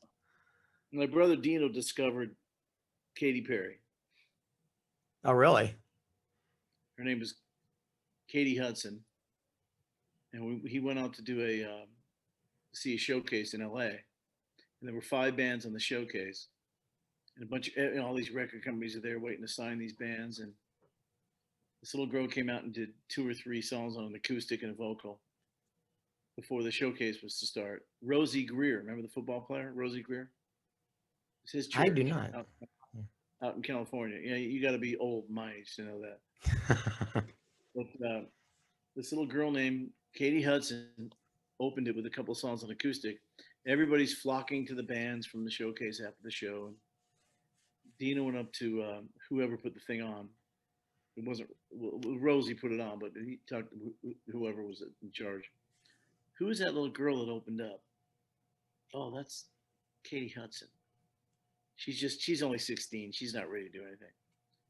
He said, well, can I meet with her? And he said, well, let me check. So he called her parents, and they got together the next day and had lunch. And then she flew out to Nashville, and we signed her to our label at the time, Pamplin Records. And she did 2 records for us. Yeah. Okay, that's when she was Katie Hudson. Mm-hmm. So he discovered Katy Perry. That's pretty cool. So, do we get to meet the wife tonight? She's probably asleep by now. She gets up at like 5:15. It's probably too late. Okay, that's all right. I've got, oddly enough, a guy. Oh, go ahead. She's in the other room, but I guarantee she's already snoozing. Okay. She gets I don't blame her. She gets up so incredibly early. I mean, and I'm a late night guy. I'm in my studio at 3 o'clock in the morning. I'll probably go down there tonight. But I mean, I'll just be going to bed about 3:34, and I hear her alarm go off like an hour later. It's like, oh, how can this girl do this? Oh gosh. Insane. She's been doing it. We've been married 34 years, October 11th. That's next week. Yes. Please remind me, would you? What did you say? Please remind me. Oh, I can do that. I mean, I can definitely do that. So he has the memory like you would never believe, John. He remembers everything. It's crazy. Send me a text, John. October 10th and say. I got you. I got your back. You know, John, you and I probably should meet because I have this knack for this type of stuff. Like I can tell you dates between me and Tanya and certain special events and stuff that she's like, how do you know that? I'm like, some things stick with me. So I have some tips and tricks. He makes me look bad because women are supposed to remember this stuff, but he doesn't. Like I even wished her a happy 100-week anniversary. She was like, what? Strange. Let me tell you something, brother. After 34 years, I mean, I love her as much as the day I met her, but after 34 years, you seem to, your memory lapse is a little bit more frequent. Yeah. Well, you know, there's this thing called technology you can use now. You can actually put reminders on your cell phones. I know. You heard about that? He's like, I know. Siri has let me down too many times. Maybe that's what my John is doing, and I just don't know that. I think he's just awesome and loves me that much, but he's using Siri, isn't he? I got it. I'll get a message from Siri October 12th. Johnny, I'm so sorry. I forgot to remind you. Oh, thanks, babe. Yeah. Now we had a new visitor tonight, Mr. Rockster. Are you there? And do you want to say something to John? I've just recently met this guy on Facebook, actually. So, Ron, you there? Tell him. Unmute. He's muted. Yeah, you have to unmute if you want to talk. Yeah, it was so great to meet you on Facebook, and we had a couple of nice little chats, and I really appreciated that. So I wanted to say thank you so much. Oh, man, not a problem. Yeah, so that's cool, John. So, John, one of the things that you and I, kind of got connected with, and I know that you really were blessed by it. And actually, it's really funny because I got a message tonight from somebody who I didn't know, who was sent me a beautiful message saying how blessed they were about the Petra reunion interview that I coordinated and put together. And I actually sent that to you, John Elefante, and I know Yes. that you responded back to me as well. So the guys talked so highly of you, John, in that interview, and they said that, you know, you and Dino were pretty much the 6th and 7th members of Petra. And I just wanted to know if maybe you could share with people your experience of working with Petra on Beyond Belief, since it is the 30th anniversary. Well, you know, I think we did what, 10 records with them, 9 or 10 records. And the only way I knew how to be a producer was to become a member of the band, because I didn't really know what producing meant. What do you do as a producer? You just sit back, oh, try it again, you know. No, you're exactly right. We had to become members of the band. And that's what they needed. I mean, they needed, Bob Hartman came to us, he said, I want you to reshape our band. I want you, because we have a new singer now. And I'll never forget when they first brought John Schlitt in. It's like, oh, this guy used to sing with Head East. Okay, bring him in. And he was so rusty. And, you know, we had to work him pretty hard. He'll tell you that himself when I get him to do an interview with you, John. And he hasn't called me back yet. Yeah, I was wondering about that. No, you're right. We had to become members of the band. I mean, it was our involvement in that band, and I don't say this to toot our horn, but it was really, really large.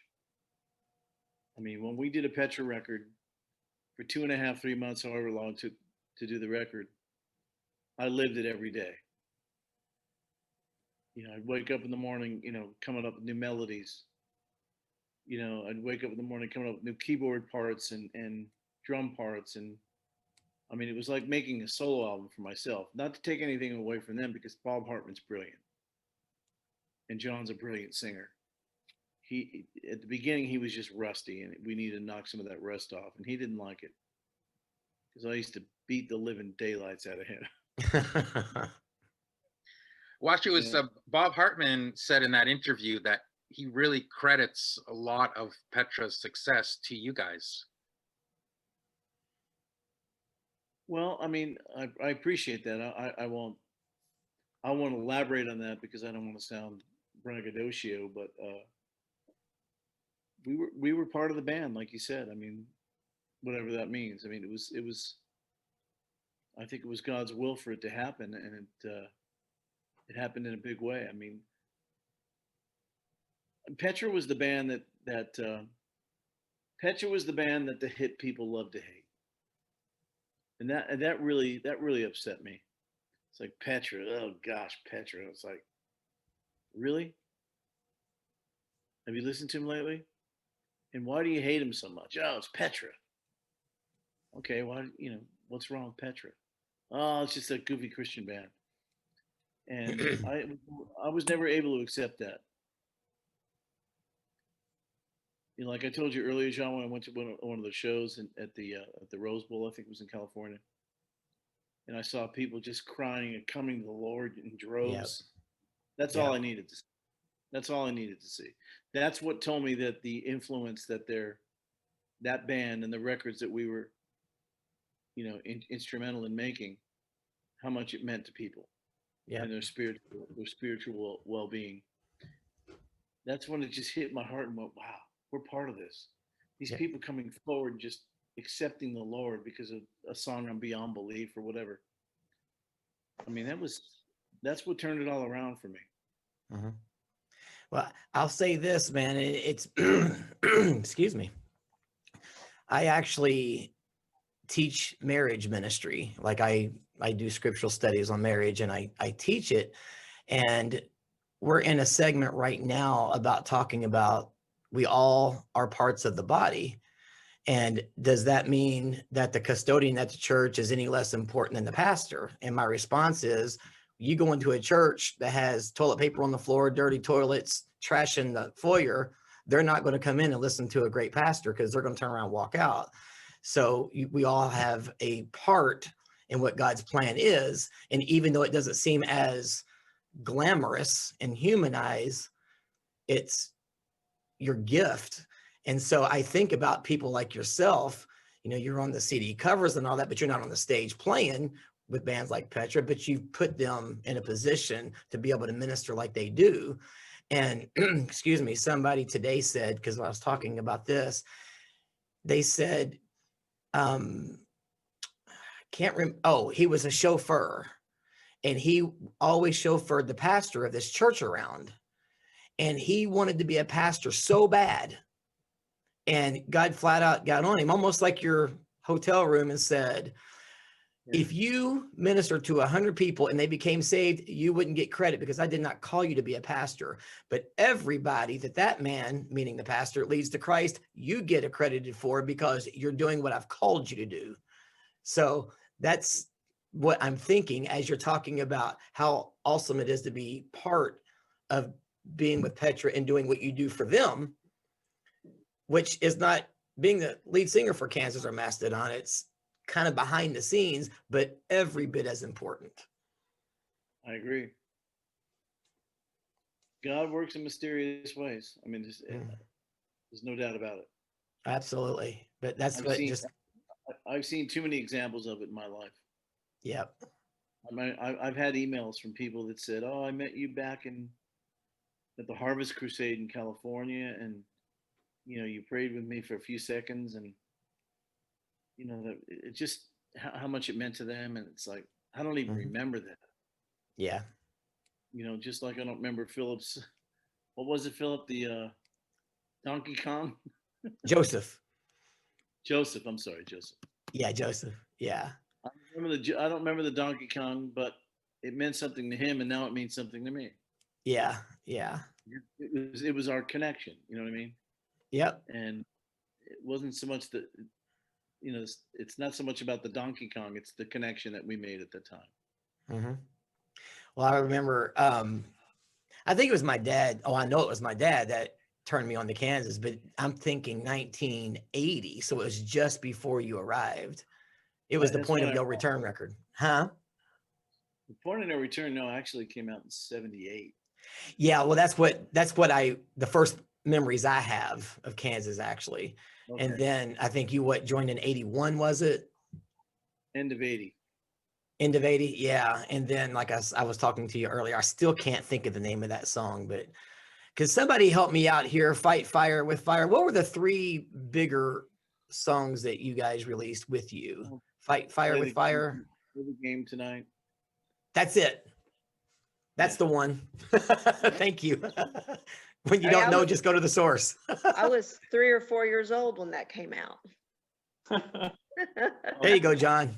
Sorry. All right, Dave has his hand up, and so does Lucas. So fire away, guys. Hey, John. Just one more question. Sure. You were talking about Cornerstone, and I know John's been talking about Cornerstone about every week on this program. And what would be the odds of maybe getting something like that done in Louisville, like at the Kentucky State Fair or something like that, to where you could bring that stuff back? Mastodon? Well, just all the bands, in one place. They used to have Battle of the Bands here in Louisville all the time. And I don't know. I'm not sure I can answer that question. You're talking about just a festival of Christian artists? Yeah, something like Cornerstone, but just, since they don't have Cornerstone anymore, it'd be nice to have something to go to nowadays. I mean, after the coronavirus, of course. Had they ever had a festival sort of like Cornerstone in the Louisville area? They have Ichthus and is it Wilmore, Kentucky? Ichthus. Wilmore. Yeah. That's far away though. It's a couple hours from Louisville. I did a show not even a year ago at a water tower in Louisville with a band called Louisville Crashers. Have you ever heard of them? The Louisville who? Crashers. Mark Maxwell. Yes. Yeah, I know Mark. You know those guys? Yeah. Yep. I sat in with those guys and did about 5 songs with them. Oh yeah. That was a fun show. Yeah, he's been around the music scene in Louisville for a while, and yeah, I know Mark. They're talented guys. Yep. Yeah,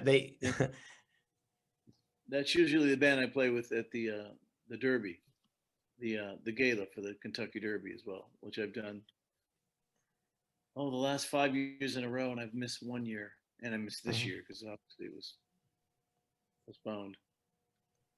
You'll have Yep, to Mark Maxwell and his brother, Max. Matt. Yeah. Yeah, Max Maxwell and Mark Maxwell, and they used to have a band called Spanky Lee. Nice. So that's who they were years ago, and they had the look. They had it was almost like a Britney Fox Cinderella look because Mark had the long curly black hair. And do you remember a band called Sons of Angels? Yes, I do. Okay, Mark's band opened up for them up in Louisville one night, and they had, I don't remember the record label that was here to see that show, but they were scouting Mark's band, and nothing ever happened. But yeah, they opened up for Sons of Angels that day, so I had seen them about 3 or 4 times. But the Crashes they're a good band, really good. Yeah, I haven't seen Mark in a long time though. It's been probably close to 10 years since I've seen him. But he brought us up to Kentucky Kingdom to play up there. My former band. So well, Louisville's just up the road, man. Yeah, 45 minutes south is where we are. So when you go to Louisville from Nashville, you go right through my town. You know where Elizabethtown is, right? You probably see it on. Yeah, that's where I am. Really? Yes. I just told everybody in YouTube world where I live. But yeah, I'm right here. I know where you live, John. Yes, I know. Who's the famous actor that grew up just in Kentucky, but just not very far outside of Nashville here? Down south? See, I think, isn't Tom Cruise from Louisville, maybe?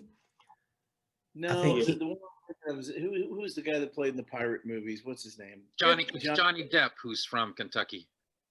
Oh. Yeah, Owensville, right? Owensville? Huh. I didn't know that. Yeah, Owensville, Kentucky. Cool. I didn't know that either. Yeah. Everybody thinks he's like this exotic guy that was born in London, and he had, it's like, not to put down Owensville, Kentucky, but he's just a regular dude. Oh yeah. Yep. Well, he needs to walk in front of that mirror in his underwear like I do. You know what, Ron? Everybody does. Yeah, I agree, but I don't mind guy getting a hold of me in my full clothing. Just kind of saying. Oh gosh. No, that's what I'm saying. It wasn't about the underwear. It was about the optics of it all. The humility, maybe. Like, yes. I can strip you down and tell you who you really are. Oh my goodness. Right. Just an hour ago in front of people that were praising you, making you out to be the next Elvis Presley. Yeah. Well, the optics for us were certainly probably not good. No, but I'll tell you, it meant a lot. It meant a lot to me. It really did. That's right. And I use that analogy. I have to use the underwear because it was so important. It was like, here you are, and they were boxers. Did they have Santa Clauses on them or anything? Well, geez. How'd you know? Because I have some just like it. You do? I don't know about that. No. All right. I'll let my John know. Lucas has his hand up, but it is 10 till 10, so you don't want to wear Mr. Elefante out. But Lucas, go ahead. Okay. Well, before Lucas, hey John, you can just let us know when you're done for the night. So go ahead, Lucas. Yeah, okay. Just a short question that came to my mind is always meeting so many, I would say, people that don't know the Lord or from the secular market. What is the best way to pray for those people, to not behave religious, to be good friends? Because I always think life is so short. How can we be the best influence for them to find Jesus? Gosh, I would say we have to show by example. But a lot of those people, you don't get close enough to show by example. And I think the next best thing is get on your knees And, somebody once told me out in California, I was saved in a Calvary chapel in California, Calvary Costa Mesa. Chuck Smith, I don't know if you guys have ever heard of him. But Chuck Smith used to end his prayer by saying, and at first when I heard it, I thought it was kind of harsh, but as it sunk in, I thought, no, that's not harsh at all. He used to say, Lord, I pray that you give this person no rest or peace until they find peace with Jesus Christ. Oh, wow. And I would go, whoa, give them no rest or peace. Like, keep them agitated unless they should accept Jesus Christ as their Lord and Savior. And I thought, no, that's perfect. Give them no rest or peace until they find peace with Lord Jesus Christ. That's awesome. Yeah. That's how he ended his prayer every week at his Bible study or his Sunday service. I thought, you know what? He's right. I like it. Yeah. I would love to add on to a little bit to what Lucas was just saying, actually, because I've dealt with a lot of people in the entertainment business in Hollywood and in music myself. And I have to say, I remember Billy Graham talking once, and he made this great talk where he said that he has a lot of friends in Hollywood and in the entertainment industry. And of course, he says some of them sometimes get into trouble and it's front page news and things happen. He goes, and what I've done for them is I pray for them. And then because I know them, I actually send them a note, a physical note saying, I'm praying for you. And just for them to know that, hey, Billy Graham just sent me a letter saying he's praying for me, and to let those people know that someone out there is praying for them means so much to them. You know what? That's a great point. Because at first they're going to refute that and go, okay, that's nice. But in their heart of hearts, when they lay their pillow down at night in bed, this guy's praying for me. It's going to mean something. No, I totally agree with you. I mean, I've had people do that to me, even though I am a believer. John, I'm praying for you. Wow. Taking the time to actually speak to God about me. Mm-hmm. No, I think that's an excellent point. Lucas, take that to heart, brother. I think that's big. Yes, thanks so much. I mean, if there's a way that you can get to that person and just tell them, hey, brother, I just want you to know I love you and I'm praying for you. That's all I have to say. It's really all you need to say. Mm-hmm. But sometimes it's hard to reach these people. I mean, I have found that Twitter is, even though I'm not a huge fan of Twitter, but I'm on Twitter,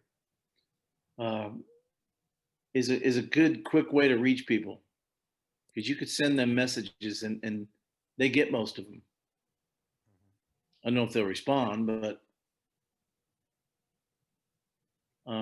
I've reached a lot of people. Like, do you guys know who, remember Eric Carmen? All by myself. Oh, yeah. We become friends on Twitter, man. He's really cool. And another guy become friends on Twitter with his John Andrasic. Did I say his last name?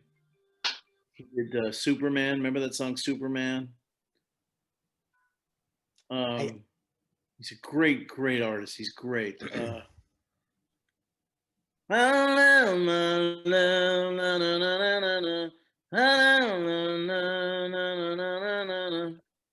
familiar.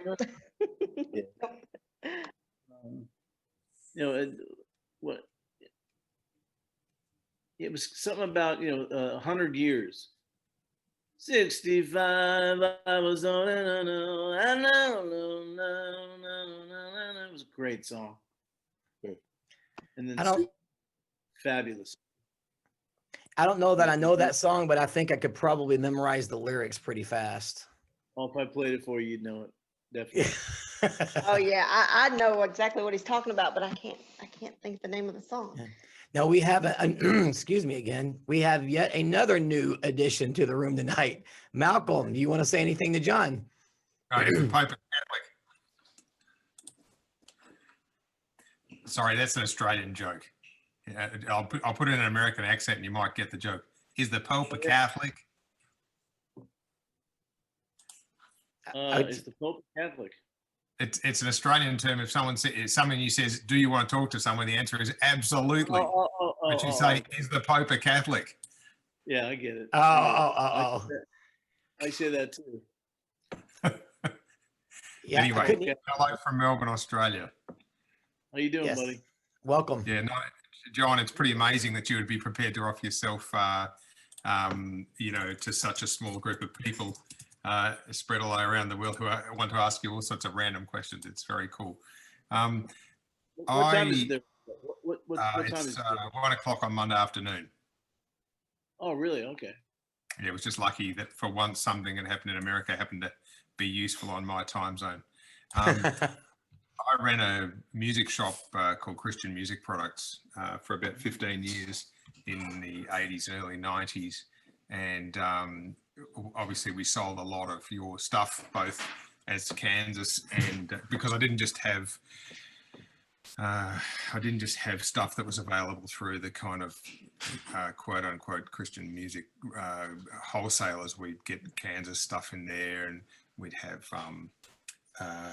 bands like Trouble and what's that other band? Impellitteri, and you know, all this sort of stuff. But I gotta ask you to pause for a minute, okay?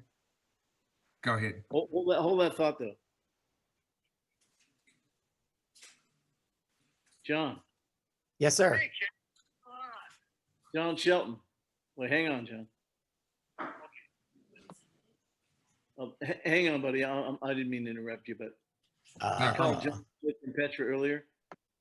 Yeah. John? This is John Schlitt. I know. It's John Elefante here. You big dummy. Hey, no, listen. I'm doing an interview with a very, very special person named John Shelton. Elton. No S.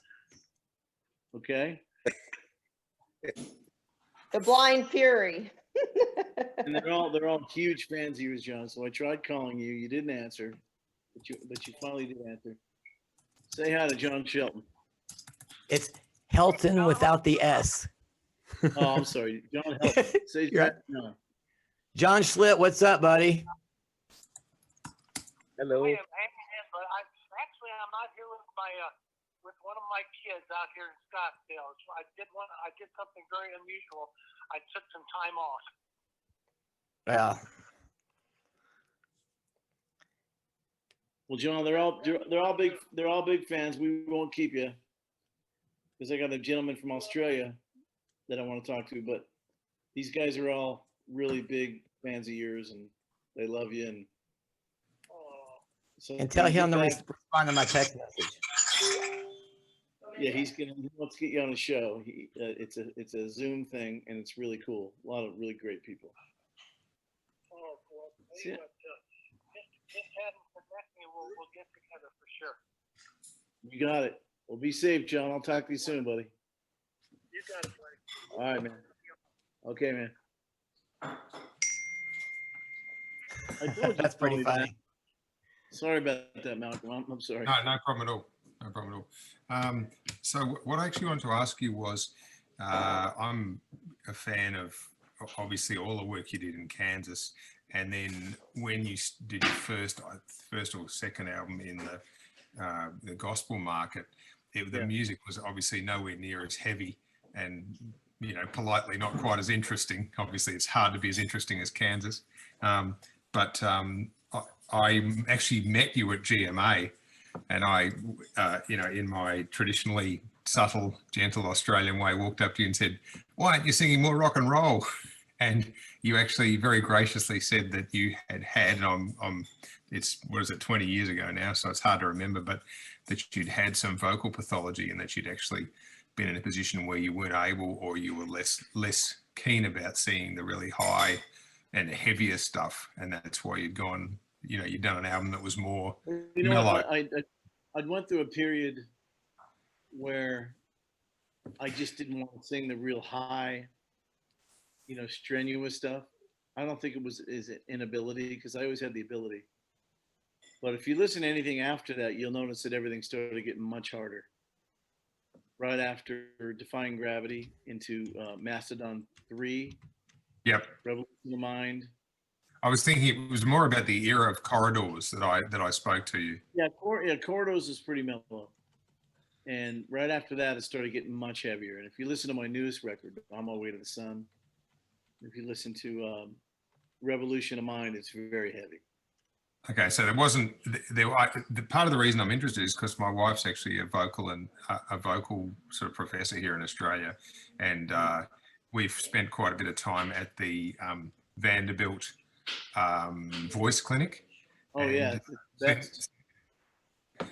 And so I ask it in a sense from a caring perspective, but also, you know, just I'm always interested in artists being able to sustain their voices over a long period of time, and you know, whether they're able to, you know, a lot of people who start off just singing naturally, they get into trouble because they don't necessarily know any other way to do it than just the way it comes out, and then after a few years. What I told John earlier is I took 3 years of operatic training from Seth Riggs, and it really preserved me, learning how to sing correctly without hurting myself. That was the key to me. It put 7 notes on my range. I mean, I can't say enough about what that did for me. Okay. And what era in your career was that? Right before I joined Kansas. Oh, fantastic. Yeah. Well, that would have, you basically gone into the most challenging, you know, the most demanding job of the lot. So that was a very good time to come across that training. And I'll tell you, I used to do a half-an-hour session, and I would tape it with a cassette tape and take it home, and I would rehearse every day, 3 times a day. Just doing all the exercises. All the noises that come out of our music room at my house. Yeah, all those dumb sounds, but it helped me. Hey, if I lose you guys, I only have about 7% left on my computer. Okay. I'm sorry, Malcolm. I didn't mean to. No problem. No, I knew that I would only come to this pretty late in the day. I had a pretty frantic morning at work, so I had to get away to try. What's cool, man. I was thinking your name sounded familiar, so I know you and I had communicated on Facebook. And when I saw your name, I was like, oh man, you know, because we've been 2 hours into this. John's been hanging out with us for that long, and actually a little bit longer than that. So it's good that we were a little bit long-winded tonight, so you were able to jump in here and get that to him. Absolutely. You know, like I said, it's incredibly cool that you're prepared to share this with us. And look, some of the songs on Corridors, Don't Let Me Talk It Down. That's a wonderful album, and sonically, that's an incredible album. I don't know whether somebody put some incredible money up for that, but when I go back and listen to it now, I just go, wow, this completely stacks up. Well, that's a big compliment. I appreciate that. I play 4 instruments and do sound mixing and stuff, and so I'm super fussy about, you know, about the actual sonics, and the sonics of that album are incredible, amazing. I mean, my brother and I always took a lot of pride in the sonic quality records, and you know, the fidelity, and you know, we owned our own studio, and we always took a lot of pride in the way things sounded, the way they were mixed. And as you know, I mean, the way a record is mixed and who mixes it has a lot to do with it. Absolutely. I'm going right now with a record I'm working on. I get the mixes back from this little friend of mine in Memphis, Tennessee, and he's I call him young. He's in his early 30s, but really, really, really talented. And so I hope you can keep up with some of my new stuff, because it's sonically really, really good. Okay, and is it just johnelefante.com or something like that? It's called the Phoenix Project. Okay. It's coming out early 2021. Okay. You can listen to samples at phoenixproject2020.com. Okay. Fantastic. It's very good. We used John Schlitt's son-in-law, Dan Needham, has been out with Michael McDonald for 3 years. He was with Peter Cetera before that. Oh, wow. What's he play? He's drummer. Okay. Oh, fantastic. Yeah, if he can drum on my own, he'd be pretty reasonable. Oh, he's fantastic. And then we used That's Anthony Salee. That 16th note stuff in that is so sweet. Oh yeah, we used Anthony Salee on bass, who was with Whiteheart for years and years. Yeah, I remember him. And Phil Kagi. Now, are those all your kids in the back behind you? Yeah. There's that's my lovely wife Rosie, and that's Charlotte and Joey and Wesley. So that's your wife on the far left. Yeah, that's the gorgeous, just turned 51 wife. She might have been slightly younger than 51 there though. And then you have a little girl, one. Yeah. Boy, two. Two boys and a girl. I call her the meat in the boy sandwich. That's great, man. That's the spice of life, my friend. It is, yeah, no question about it. They're all teenagers now, so they're not such a barrel of laughs as they were in that photo. But anyway. it gets harder, my friend. Trust me. Hopefully it gets easier after a while, because it's pretty tough at the moment. We've had 6 months literally in the same house with the kids 24/7. You guys in America, you've got it easy. I'll tell you, I'd be over there in a heartbeat right now. We are in absolute lockdown. Are you really? Absolutely. Yeah. We have two choices. We can either go to the supermarket or the drugstore, or sorry, the chemist. What's the place where you actually buy drugs as opposed to where you buy supermarket stuff? The liquor store. Yeah. Boom, boom. I'm just kidding. No, I got you. That's my kind of humor. But yeah, it was, so they're the only two places we can go, and we can't even go together. I say to my wife, come on, can we go on a date to the supermarket? That's what you guys call it. I thought Australia that your morbidity rate was way down. Yeah, it is.